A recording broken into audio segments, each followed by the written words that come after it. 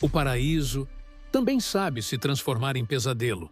No meio de agosto de 2026, o Havaí, esse arquipélago que o mundo inteiro associa a praias tranquilas, pôr do sol e água cristalina, viu o céu escurecer de um jeito que ninguém ali esperava. Um furacão, batizado de Lala, nasceu sobre as águas mornas do Pacífico e começou, lentamente, a apontar sua trajetória, direto para as ilhas. Ainda antes da tempestade tocar terra, o governador do Havaí, Josh Green, já sabia que algo grave estava por vir. Ele decretou estado de emergência e deixou um aviso que, dias depois, se provaria assustadoramente correto. Lala representava, nas suas próprias palavras, uma ameaça séria ao estado, principalmente à Ilha Grande do Havaí. E na madrugada de sábado, 15 de agosto, a ameaça deixou de ser previsão. Virou realidade.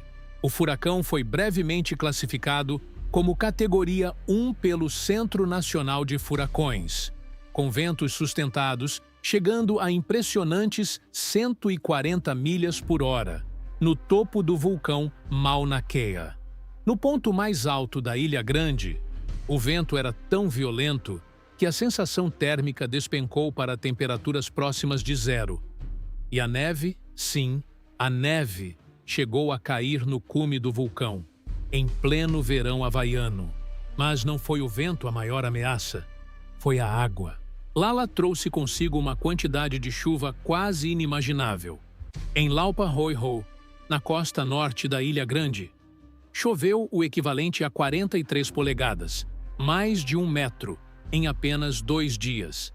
E mais de 30 polegadas disso caíram em um único período de 24 horas.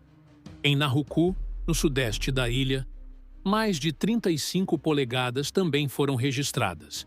Para quem vive longe do Havaí, esses números podem parecer abstratos. Então, imagine assim. Imagine o equivalente a mais de 1 metro de água, despencando sobre montanhas, vales e cidades, em questão de horas. Rios que normalmente correm mansos, de repente se transformaram em correntezas capazes de arrancar pontes, estradas e casas inteiras de seus alicerces.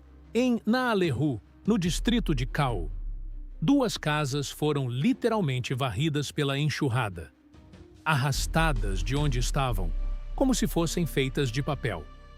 Em uma delas, uma mulher idosa foi resgatada em meio ao caos, puxada da água por equipes de emergência que trabalhavam sob chuva torrencial e ventos que ainda não davam trégua. O prefeito do condado do Havaí, Kimo Alameda, descreveu a cena em uma publicação nas redes sociais, dizendo que várias casas habitadas podem ter sido levadas de suas fundações nas áreas de Alihu e Waiheno. Uma missão de busca e resgate foi lançada imediatamente, reunindo a Defesa Civil, a Guarda Nacional e a Guarda Costeira. E, então, veio a notícia que ninguém queria confirmar. Uma mulher de 90 anos, que havia sido dada como desaparecida em um bairro no sul da Ilha Grande, foi encontrada morta. O governador Josh Green confirmou, em coletiva de imprensa, que ela havia perecido na enchente. Uma vida inteira, 90 anos de história, apagada em minutos, por uma correnteza que não perdoa. Outra vítima também foi registrada. Um homem que morreu em um acidente de carro relacionado à tempestade, no auge da fúria de Lala sobre a Ilha Grande, no sábado. Enquanto isso, estradas e pontes desapareciam sob a água. Deslizamentos de terra, provocados pela chuva torrencial, destruíram trechos inteiros de vias na ilha. A rodovia Mamalahoa, uma das principais artérias da região, teve postes de energia derrubados, pendurados sobre a pista, ameaçando qualquer veículo que ainda tentasse passar. E não foi só a água que caiu, foi também a energia, literalmente, apagando ilhas inteiras. Ventos fortes derrubaram centenas de árvores e postes de transmissão. Cerca de 200 mil clientes ficaram sem energia elétrica em pleno meio da tempestade. Hospitais, incluindo pelo menos 3 deles, precisaram passar a operar com geradores, porque a rede elétrica simplesmente não aguentou.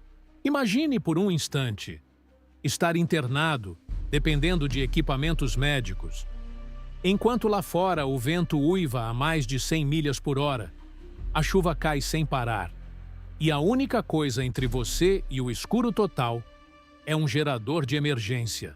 O Serviço Nacional de Meteorologia, através do seu escritório em Honolulu, emitiu o que chamam de emergência de enchente repentina, com risco de morte, para partes da Ilha Grande, incluindo as comunidades de Naalehu, Pahala e Hawaiian Ocean View. Uma classificação rara.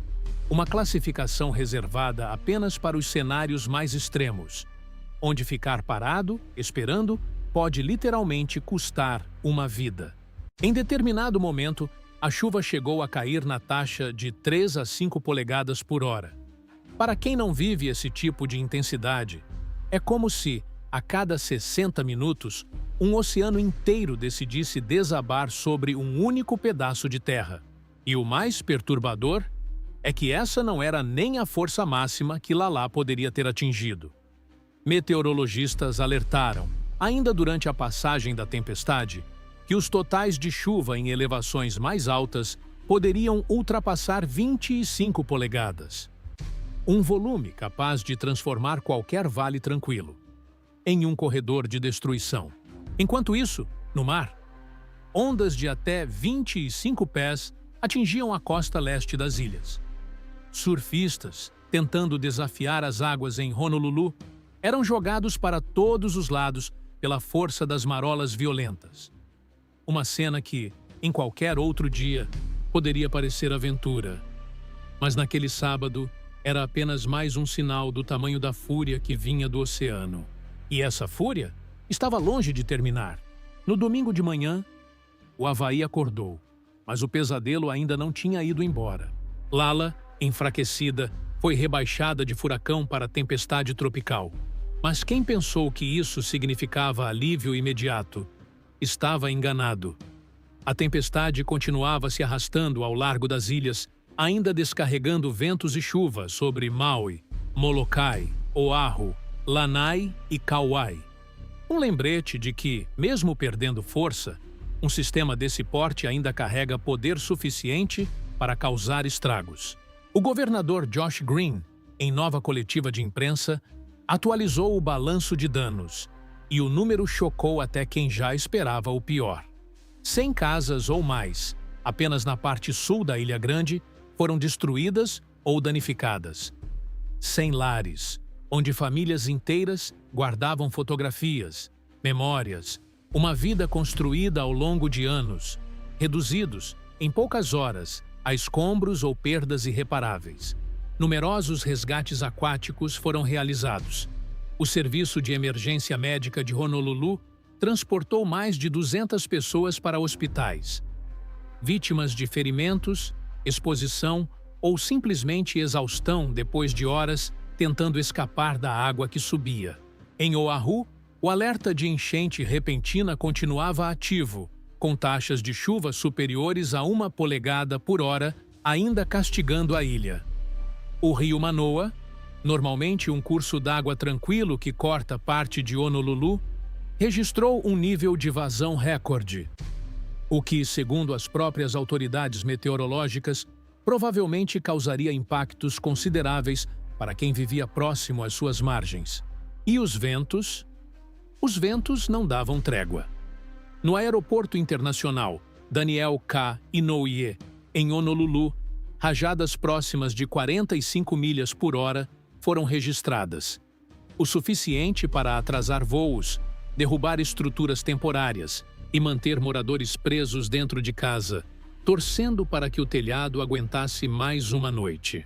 Enquanto isso, no aeroporto internacional de Hilo, a chuva acumulada já beirava 10 polegadas. As estradas que ligam Hilo à região de Mountain View ficaram fechadas, isolando comunidades inteiras, deixando famílias sem acesso a suprimentos, sem rota de fuga rápida, dependendo apenas do trabalho das equipes de resgate para reabrir os caminhos. E há um detalhe que os cientistas, observando tudo isso de fora, não deixaram passar em branco. As águas do Oceano Pacífico, na região por onde Lala se formou, estavam cerca de 3 graus mais quentes do que a média histórica. E esse calor extra, segundo os próprios meteorologistas, provavelmente intensificou a quantidade de chuva despejada sobre as Ilhas Havaianas. Um sinal, mais uma vez, de como um planeta que esquenta também aprende a descarregar sua energia de formas cada vez mais violentas. Aos poucos, no entanto, sinais de alívio começaram a surgir. A Guarda Costeira reabriu todos os portos comerciais do Havaí, permitindo que embarcações voltassem a circular. Mas o comandante Jeffrey Padilla, em comunicado oficial, fez questão de reforçar um alerta que ecoava por toda a região. Mesmo com os portos reabertos, a prioridade continuava sendo apoiar a recuperação pós-tempestade e garantir a segurança de quem ainda navegava em meio a ventos fortes, chuva, ondas grandes e alertas de enchente que, em muitas áreas, permaneciam ativos. Na manhã de segunda-feira, o Centro Nacional de Furacões atualizou a posição de Lala, agora a cerca de 360 milhas a oeste de Honolulu, com ventos sustentados de 60 milhas por hora, deslocando-se para oeste a 12 milhas por hora. A tempestade, enfim, se afastava, deixando para trás não apenas números, mas cicatrizes, que vão levar muito tempo para cicatrizar. Porque é isso que esse tipo de desastre sempre deixa como herança. Não são só as estradas destruídas, nem as casas arrastadas pela correnteza. É a mulher de 90 anos que não teve chance de fugir a tempo.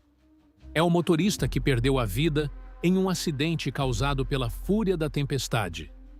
São as famílias que, na manhã seguinte, voltaram para onde ficava a casa e encontraram apenas os alicerces vazios. E ainda assim, em meio a tanta perda, também houve resgate. Também houve gente correndo para salvar o vizinho.